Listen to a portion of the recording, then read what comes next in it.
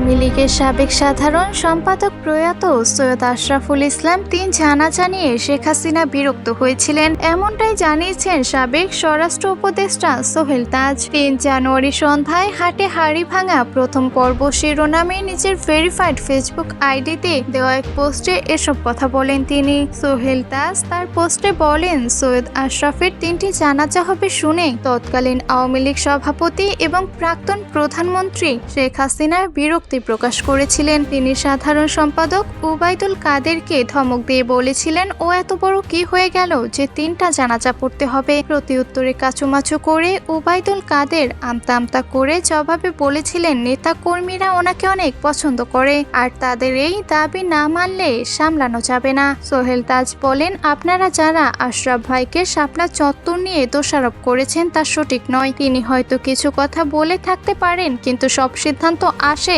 একেবারে উপর থেকে। পোস্টের শেষে সোহেল তাজ লিখেছেন, আওয়ামী লীগে ব্রেন ওয়াশড, নষ্ট পচা নীতি বা আদর্শ বিচ্যুত লুটেরা, খুনি, হত্যা, গুম, নির্যাতনকারীদের সমর্থক সকলকে বলবো অনতিবিলম্বে আমার এই ফেসবুক পেজটি আনফলো করতে। আর অনুরোধ থাকবে নিজের বিবেককে জাগিয়ে আত্মোপলব্ধি, আত্মসমালোচনা করে অনুশোচনা করার।